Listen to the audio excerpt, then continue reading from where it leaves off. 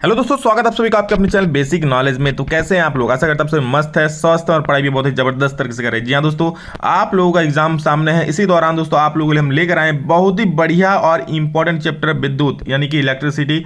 इससे दोस्तों आप लोग एग्जाम में मतलब कह सकते हैं मेजर पोर्शन एग्जाम में पूछा जाएगा इसी चैप्टर से, और सबसे ज्यादा नंबर इसी चैप्टर से पूछा जाने वाला है। तो चलिए, जितना थ्योरेटिकल क्वेश्चन है आज हम लोग सभी को देखेंगे, और इसके बाद और एक वीडियो आएगा जिसमें हम लोग न्यूमेरिकल को देखेंगे। आप लोग पता है इस चैप्टर से न्यूमेरिकल क्वेश्चंस भी पूछे जाएंगे, तो सभी को डिटेल में बताएंगे। और इस वीडियो को अगर आप ध्यान से देख लेते हो तो मैं वादा करता हूं एक भी क्वेश्चन एग्जाम में छूटेगा नहीं, क्योंकि हर एक क्वेश्चन को यहां पर मैं आप लोगों को समझाने वाला हूं। आप लोग समझ जाइएगा, तो प्लीज पेशेंस से सभी को वीडियो को देखिएगा। आप ये चैप्टर पहले पढ़े हो या नहीं पढ़े हो कोई मैटर नहीं रखता है, बस आपको इसके ध्यान से देख लीजिए पूरा चैप्टर को। जितने सारे यहाँ पर थ्योरेटिकल क्वेश्चन है सभी को मैं यहाँ पर समझाऊंगा, और न्यूमेरिकल के लिए एक अलग सा वीडियो आएगा, वो भी काफी महत्वपूर्ण है, क्योंकि आप लोग पता है इस चैप्टर से न्यूमेरिकल क्वेश्चन भी पूछे जाएंगे। इस चैप्टर से करीब 10 से 12 नंबर के सवाल सिर्फ इसी चैप्टर से पूछे जाने वाले हैं। तो समझ सकते हो, मतलब सबसे ज्यादा अगर किसी चैप्टर सवाल पूछ जाएंगे तो इसी चैप्टर से यानी कि विद्युत से। तो चलिए शुरू करते हैं, और आप लोग ज्यादा से ज्यादा शेयर कीजिए, और आप लोग का इसी प्रकार का प्यार और सपोर्ट बनाए रखिए। जल्द हम लोग का पारिवारिक इलाका होने वाला है दोस्तों। जितने सारे बाकी चैप्टर है सभी का मैं जल्दी से ला दूंगा, जो इस बार सिलेबस में पूछ जाएंगे। तो चलिए इस वीडियो को शुरू करते हैं। चैनल पर जितने सारे विद्यार्थी पहली बार आए सब्सक्राइब जरूर कर लीजिएगा, हर एक वीडियो देखने के लिए और इसी प्रकार का अपडेट पाने के लिए। देखिए, सबसे पहला सवाल क्या है, किसी चालक का प्रतिरोध किन कारकों पर निर्भर करता है? कोई चालक मतलब क्या, कोई भी हो सकता है, एक तार हो सकता है, एक लोहे का छड़ हो सकता है, एल्युमिनियम का तार हो सकता है, मतलब जिससे धारा प्रवाहित होती है भैया, उसी को चालक बोलते हैं। तो उसमें जो प्रतिरोध होता है किन किन कारकों पर निर्भर करता है, ठीक है। तो क्या सबसे पहला है चालक की लंबाई, मतलब वो जो तार है वो कितना लंबा है। आप लोग सिंपल सा एक फॉर्मूला याद रखिएगा, R equal to rho L by A, यानी कि R मतलब होता है, सभी लोग जानते हैं प्रतिरोध, L मतलब होता है लंबाई, ये रो जो होता है इसका मतलब होता है प्रकृति किसका तार है, लोहे का है, एल्युमिनियम का है, तांबा का है, और ए मतलब एरिया, क्रॉस सेक्शनल एरिया, मतलब मान लीजिए अगर ये तार है तो ये जो गोलाकार एरिया है ये वाला, ठीक है, ये वाला, ये हो गया क्रॉस सेक्शन एरिया। ओके, तो सबसे पहला कितना ज्यादा लंबा, देखिए हम लोग लंबाई ज्यादा लेंगे तो प्रतिरोध बढ़ेगा, यानी चालक तार की लंबाई पर डिपेंड करता है। दूसरा, चालक के अनुप्रस्थ काट का क्षेत्रफल, ये वाला क्षेत्रफल देखिए, ये मोटाई पर, ये क्षेत्रफल या तार की मोटाई जो बोलिएगा इस पर डिपेंड करता है। क्यों? अरे भैया, जितना मोटा तार उतना आसानी से इलेक्ट्रॉन फ्लो होगा ना, तो धारा क्या उतना आसानी से बहेगा, मतलब प्रतिरोध क्या होगा, कम होगा। इसलिए मोटे तार का जो प्रतिरोध होता है क्या होता है, कम होता है, यानी कि जिसका क्षेत्रफल ज्यादा है उसका प्रतिरोध कम होता है, ठीक। तो चालक के अनुप्रस्थ काट के क्षेत्रफल पर डिपेंड करता है, और किस पर डिपेंड करता है, तो भैया यहां पर एक चीज बच गया, रो, यानी कि पदार्थ की प्रकृति पर। किस पदार्थ? चालक के पदार्थ की प्रकृति पर, वो किस चीज का बना है, एल्युमिनियम का बना है, लोहे का बना है, जो भी चीज का बना है। नेक्स्ट क्वेश्चन, समान पदार्थ के दो तारों में यदि एक पतला तथा दूसरा मोटा हो तो इनमें से किसमें विद्युत धारा आसानी से प्रवाहित होगी, जबकि इनमें समान विद्युत स्रोत से संयुक्त किया था, मतलब एक ही बैटरी से दो तार को कनेक्ट किया गया है, ठीक है। तो बोल रहा किसमें विद्युत धारा आसानी से प्रवाहित होगी, एक पतला तार है दूसरा मोटा तार है। तो अभी तो मैंने बताया कि जो मोटा तार है उसमें विद्युत धारा आसानी से प्रवाहित होगी, किसमें, क्योंकि उसका प्रतिरोध क्या होगा, कम होगा, उसमें इलेक्ट्रॉन आसानी से बह सकता है, तो उसमें धारा क्या होगा, आसानी से बहेगा। तो देखिए, मोटे तार में आसानी से विद्युत धारा प्रवाहित होगी क्योंकि मोटे तार का प्रतिरोध पतले तार की अपेक्षा कम होता है। बहुत आसान सा चैप्टर है दोस्तों, लेकिन बस अब थोड़ा समझना है, क्योंकि इससे आप लोगों के काफी सवाल एग्जाम में आने वाले हैं। मान लीजिए किसी वैद्युत अवयव के दो सिरों के बीच, और आप लोग दोस्तों इंपॉर्टेंट बात करते हैं, देखिए एनसीईआरटी से बाहर एक भी क्वेश्चन नहीं जाएगा, ठीक है। मैं हर एक क्वेश्चन क्या लिया हूं, और इंपॉर्टेंट बात करते हैं तो मॉडल पेपर को खुद देख लीजिए, आप लोगों को काफी महत्वपूर्ण सवाल है, और इसको खाली आप सुन लीजिए ना, ठीक है, और खुद की भाषा में आंसर लिख सकते हो। मान लीजिए किसी वैद्युत अवयव के दो सिरों के बीच विभवांतर को उसके पूर्व विभवांतर की तुलना में घटाकर आधा कर देने पर भी उसका प्रतिरोध नियत रहता है, तब उस अवयव से प्रवाहित होने वाली विद्युत धारा में क्या परिवर्तन होगा। बोल रहा है क्या कि किसी भी विद्युत अवयव, मतलब कोई भी डिवाइस हो सकता है, मान लीजिए फैन हो गया, टीवी हो गया, बल्ब हो गया, कुछ भी हो गया, उसके दो सिरों के बीच विभवांतर को उसके पूर्व के विभवांतर, मतलब दो सिरों का बीच का जो वोल्टेज है, पहले का वोल्टेज से क्या कर दे रहे हैं, आधा कर दे रहे हैं। तो भैया जब वोल्टेज आधा कर दोगे तो विद्युत धारा भी आधा हो जाएगा। क्यों?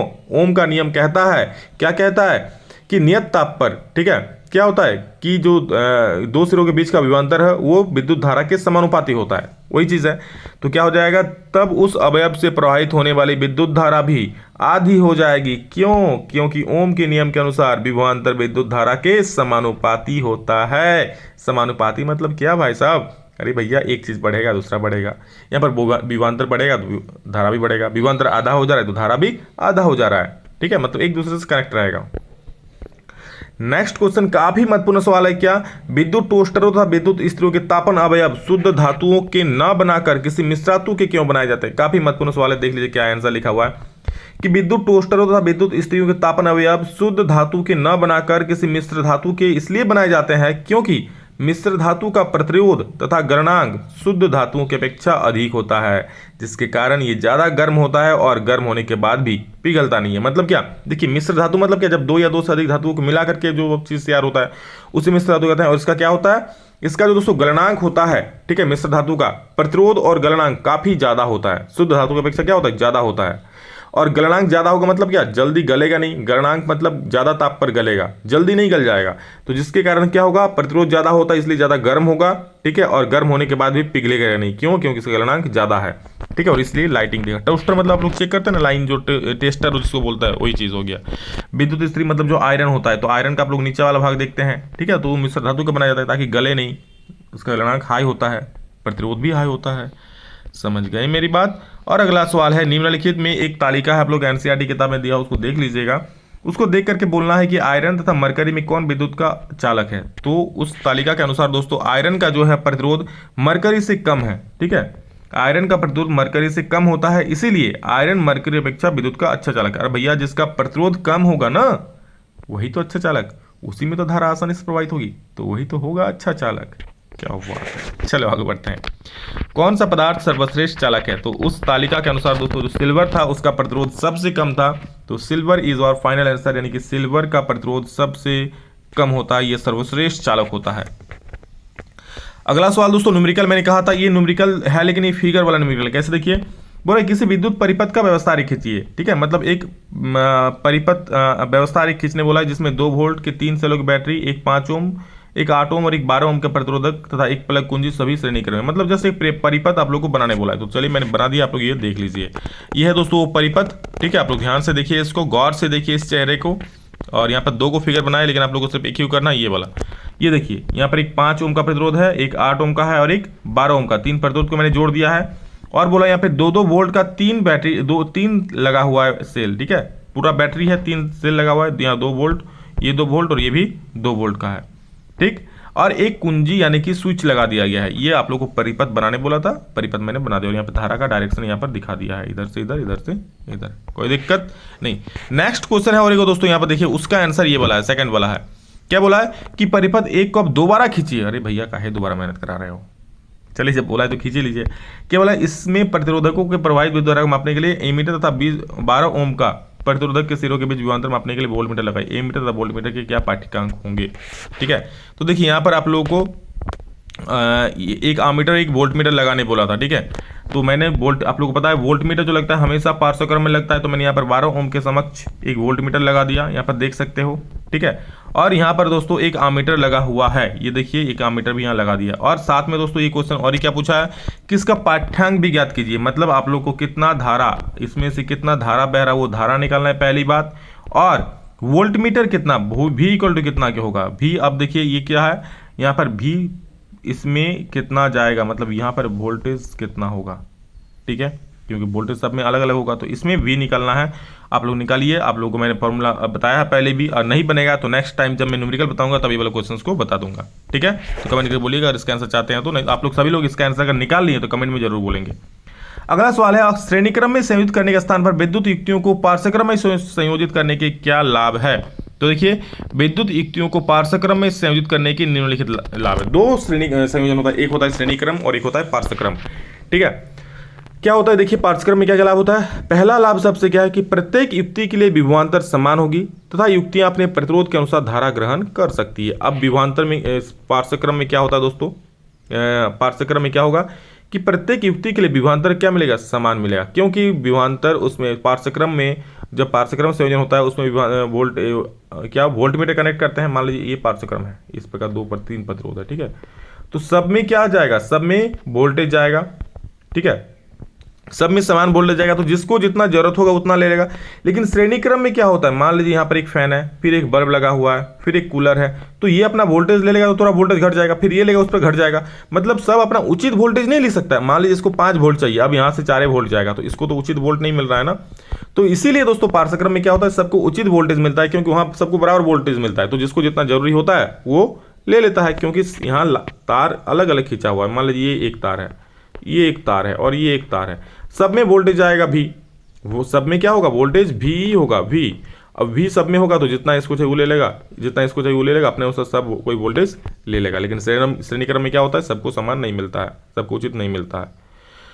अब क्या बोला है नेक्स्ट कि पाठ्यक्रम में प्रत्येक युक्ति के लिए अलग अलग स्विच लगा सकते हैं। आप लोग घर का बोर्ड देखिए, जी हाँ दोस्तों, जिस रूम में अभी आप बैठकर पढ़ रहे हैं बोर्ड को देखिए कि बल्ब के लिए अलग स्विच है, फैन के लिए अलग स्विच है, और जो भी ट्यूबलाइट के लिए अलग स्विच है, आपका जो भी है बोर्ड है उसके लिए अलग स्विच है, ठीक है। तो क्या हो गया, ये पाठ्यक्रम हो गया, सबके लिए अलग अलग है। लेकिन सोचिए यही अगर श्रेणीक्रम में होता तो क्या होता, पूरे घर का एक स्विच, पूरा एक स्विच को ऑन किए तो घर के जितने सारे लाइट्स है, जितने सारे फैंस है, जितने सब कुछ है, फ्रिज, टीवी, एसी, जब कुछ जो कुछ है सब एक साथ जल गया, और इसको ऑफ किए सब एक साथ बंद हो गया। तो ये होता है सीरीज, मतलब एक को बंद करोगे तो सब बंद हो जाएगा, ठीक है। और पाठ्यक्रम में क्या, आप फैन चलाने का मन कर रहा है, ऑन कर दो फैन चल जाएगा।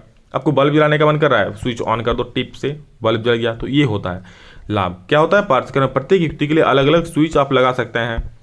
पाठ्यक्रम में यदि किसी कारणवश कोई एक युक्ति खराब भी हो जाए तो अन्य युक्तियां प्रभावित नहीं होगी, वो सुचारू रूप से कार्य करेगी। कैसे, अब मान लीजिए यहां पर हम एक बल्ब लगा दिए और इसमें और एक हम फैन लगा दिए, ठीक है, 2 वोल्ट धारा यहां से जाएगा, अब इसमें भी जाएगा, इसमें भी। अब ये वाला अगर खराब भी हो जाए तो क्या दिक्कत, मेरा धारा इधर से चलाएगा, ये तो मेरा काम करेगा। लेकिन श्रेणी क्रम में भैया ऐसा नहीं होता है, क्योंकि देखिए श्रेणी क्रम में मान लीजिए यहीं पर ये वाला चीज खराब हो गया, धारा जाना बंद हो जाएगा, तो ये डिवाइस भी आपका काम करना बंद कर देगा, ठीक है।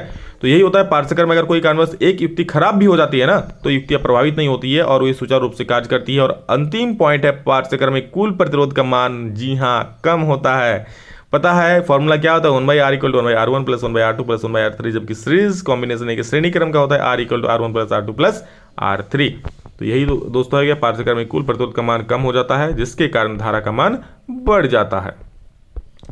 अगला सवाल है, किसी भी, देखिए जितने सारे सवाल है आप लोगों का, यहाँ एनसीईआरटी से मैं सवाल उठाया हूँ। आप लोग अभ्यास का भी क्वेश्चन आएगा, जो न्यूमेरिकल है मैं अलग से वीडियो लाऊंगा, जो इंपॉर्टेंट न्यूमेरिकल वही चीज लाऊंगा, ठीक है।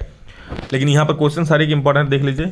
किसी विद्युत परिपथ में 2 बिंदुओं के बीच विभवांतर मापने के लिए वोल्टमीटर को किस प्रकार संयुक्त करता है। देखिए वोल्टमीटर को हमेशा पार्श्वक्रम में संयुक्त करते हैं, याद रखिएगा, और आमीटर को परिपथ में श्रेणीक्रम में संयुक्त करते हैं, कभी नहीं भूलिएगा। बहुत महत्वपूर्ण सवाल एग्जाम के लिए आप लोग का, क्या कि आमीटर को हमेशा परिपथ में श्रेणीक्रम में जोड़ते हैं और वोल्टमीटर को पार्श्वक्रम में करते हैं, ठीक है। और यहाँ पर दोस्तों एक न्यूमेरिकल है जो मैंने बनाया नहीं, जानबूझकर नहीं बनाया, क्यों, क्योंकि आप लोग इसमें बाद में बताऊंगा, ठीक है। अगला सवाल, विद्युत लैंपों के, अब देखिए अभ्यास का था लेकिन सारे न्यूमेरिकल्स थे इसलिए मैंने सबको छोड़ दिया है। जो इंपॉर्टेंट न्यूमेरिकल है मैं अलग से वीडियो बना दूंगा, आप लोग बस इंतजार कीजिए। सभी को ज्यादा शेयर कीजिए भाई, बहुत सारे ऐसे विद्यार्थी होते हैं जिसको सही से आंसर नहीं मिल पाता है, नहीं पढ़ पाने के कारण रिजल्ट खराब हो जाता है, तो उनको शेयर करो ताकि उनको इसका लाभ मिले। समझ रहे हो, इतना सब कुछ मिल रहा है आप लोगों को, तो शेयर करने में क्या जाता है यार, कर दो ताकि उसको भी लाभ हो, ठीक है। विद्युत लैंपों के तंतुओं के निर्माण में प्राय एकमात्र टंगस्टन का उपयोग क्यों किया था। टंगस्टन का विद्युत लैंप आप लोग देखे होंगे, ठीक है, फिर बल्ब जो भी बोलिए। तो अब टंगस्टन का प्रयोग क्यों करते हैं, देखिए टंगस्टन का प्रतिरोधकता क्या होता है, बहुत अधिक होता है, जिसके कारण यह ज्यादा गर्म हुए बिना प्रकाश देता है। साथ ही इसका गलनांक भी उच्च होता है, जिसका कारण उच्च ताप पर भी नहीं पिघलता है। क्या बोल रहा है, टंगस्टन का प्रतिरोधक बहुत ज्यादा होता है और इसलिए क्या गर्म होकर ज्यादा गर्म नहीं होता है और ये प्रकाश देता है। क्यों, प्रतिरोधक ज्यादा होगा तो ज्यादा वहां पर धारा खींचेगा और जलेगा, जैसा हीटर का कॉइल होता है ना, जलता है, उसी प्रकार। क्या बोल रहा है, साथ ही इसका गलनांक भी उच्च होता है, ज्यादा गर्म होगा तो ये क्या होगा, गलेगा भी नहीं, ठीक है। हालांकि ज़्यादा गर्म होता नहीं है, गर्म हुए बिना ही ये ज़्यादा प्रकाश देता है, और जितना गर्म होता है उसके अनुसार अगर गल जाएगा, ठीक है, लेकिन ये गलेगा नहीं, क्योंकि इसका गलनांक उच्च होता है और इसके कारण उच्च ताप पर भी नहीं पिघलता है। इसलिए विद्युत लैंपों के तंतु में क्या यूज करते हैं, टंगस्टन का प्रयोग किया जाता है, क्योंकि इसका प्रतिरोध और गलनांक उच्च होता है। विद्युत तापन युक्तियों जैसे ब्रेड, टोस्टर तथा विद्युत इस्त्री के चालक शुद्ध धातुओं के स्थान पर मिश्र धातुओं क्यों बनाते हैं। अभी अब मैंने बताया कि तापन अब शुद्ध धातु न बनाकर मिश्र धातु क्यों बनाया था, तो यही वाला आंसर है, देख लीजिए सेम आंसर मैंने यहाँ पर लिखा है कि विद्युत तापन युक्तियों जैसे ब्रेड, टोस्टर तथा विद्युत इस्त्री के चालक शुद्ध धातु के न बनाकर किसी मिश्र धातु के इसलिए बनाए जाते हैं क्योंकि मिश्र धातु का प्रतिरोध तथा गलनांक शुद्ध धातु की अपेक्षा अधिक होता है, जिसके कारण ये ज्यादा गर्म होता है और गर्म होने के बाद भी पिघलता नहीं है। समझ गए, पहले भी एक बार इसको समझा चुका हूं। घरेलू विद्युत परिपथों में श्रेणीक्रम संयोजन का उपयोग क्यों नहीं किया जाता है, भाई साहब जवाब दीजिए, क्या होगा। तो देखिए घरेलू विद्युत परिपथों में श्रेणीक्रम संयोजन का उपयोग क्यों नहीं करते हैं, निम्नलिखित कारण देख लीजिए क्या क्या है। श्रेणीक्रम संयोजन से घर के सभी उपकरणों को उचित वोल्टेज नहीं मिल पाता। जैसे मैंने बताया कि यहाँ पर एक टीवी है, फिर यहाँ पे एक फैन लगा हुआ है, तो टीवी अपना वोल्टेज ले लिया, फैन के लिए कम हो गया, तो सभी को उचित वोल्टेज नहीं मिल पाता है। यदि किसी एक उपकरण में कोई खराबी आ जाती है तो पूरा सभी उपकरण काम करना बंद कर दे। जैसे मैंने बताया कि एक उपकरण काम करना बंद कर देगा तो उसके बाद धारा ही नहीं जाएगा भाई साहब, तो धारा नहीं जाएगा तो ये सारा भी जो भी लगा होगा यहाँ पर काम करना बंद कर देगा। Get it. Now next question, किसी तार का प्रतिरोध उसके अनुप्रस्थ काट के क्षेत्रफल में परिवर्तन के साथ किस प्रकार परिवर्तित होता है। मतलब जो अनुप्रस्थ काट का क्षेत्रफल होता है, ये वाला क्षेत्रफल, इसको बढ़ाते हैं तो क्या डिफरेंस होता है, घटाते हैं तो क्या असर पड़ता है। तो देखिए, किसी तार का प्रतिरोध उसके अनुप्रस्थ काट के क्षेत्रफल का व्युत्क्रमानुपाती होता है, अर्थात क्षेत्रफल के बढ़ने पर प्रतिरोध कम हो जाता है और क्षेत्रफल के कम होने पर प्रतिरोध बढ़ जाता है। समझ रहे हो कि तार जितना ज्यादा मोटा होगा क्षेत्रफल उतना अधिक होगा, तो धारा उतनी आसानी से बहेगी, मतलब प्रतिरोध उतना कम होगा। ठीक है, तो ये क्या होता है, प्रतिरोध उसके अनुप्रस्थ काट के क्षेत्रफल का व्युत्क्रमानुपाती होता है, मतलब एक बढ़ता है तो दूसरा घटता है और दूसरा बढ़ता है तो मतलब जो भी है एक दूसरे का ऑपोजिट रहता है। ठीक है, जैसे प्रतिरोध बढ़ेगा तो क्षेत्रफल बढ़ेगा तो प्रतिरोध घट जाएगा, और क्षेत्रफल घट जाएगा तो प्रतिरोध बढ़ जाएगा। और अंतिम सवाल है, विद्युत संचारण के लिए प्रायः कॉपर तथा एल्युमिनियम के तारों का उपयोग क्यों किया जाता है। तो देखिए, कॉपर तथा एल्युमिनियम के तारों का प्रतिरोध कम होता है। क्या होता है, आप लोग देखेंगे हम लोग जो लाइन लगा होता है इसमें पोल में, वो क्या होता है, एल्युमिनियम का तार होता है।